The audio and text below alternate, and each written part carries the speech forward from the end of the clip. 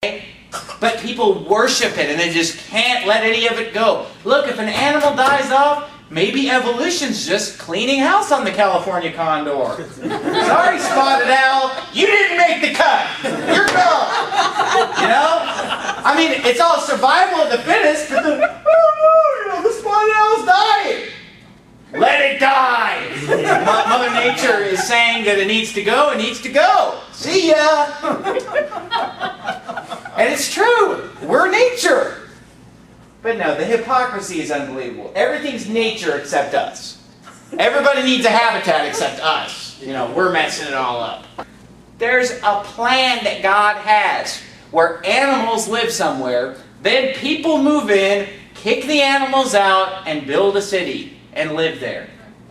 And there's plenty of space for everybody and everything in this world to get along just fine. But people say, no, it's such a shame when these animals are losing their habitat. You know, man needs a habitat too, okay?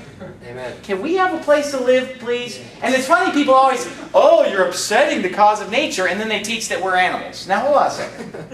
If we're a species of animal, I told this to this environmentalist recently that was giving me all this environmental stuff, and I told this environmentalist, I said, well, wait a minute. I said, if we're just evolved animals, I said, what's the difference between the high-rise that we build and the beaver dam? Yeah. You know, he's building stuff. Yeah. He builds a beaver dam, we build Hoover Dam. You know what I mean? What's the difference? We are nature. If we're animals, we're nature. We're part of nature. We're part of the ecosystem. Oh, but you guys are just out of control.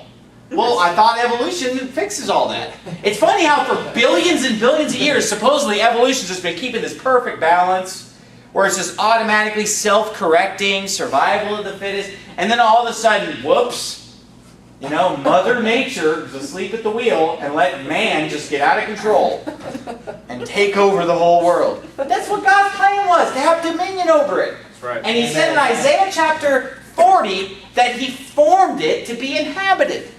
God created this world for mankind to inhabit it. Amen. He said, have dominion over the fish. Have dominion over the birds. Have dominion over the creatures. And guess what? The animals that we use the most are the ones that will never go extinct. Do you think chickens are on the endangered species list? Think about it. The best way to keep an animal around is to start killing and eating it.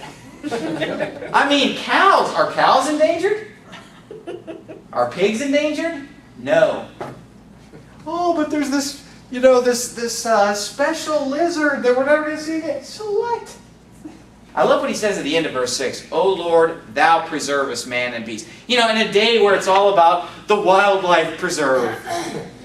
We've got to preserve this animal, and we've got to preserve the saguaro, and we've got to preserve all these endangered species. But wait a minute. God preserves man and beast. Amen. Say, but Pastor Anderson, animals have gone extinct. You know what? Jesus Christ coming back one day, He said, I'm going to make all things new. He'll make another saber-toothed tiger and woolly mammoth. He'll make a new one. He'll make a California condor. You don't have to worry about it.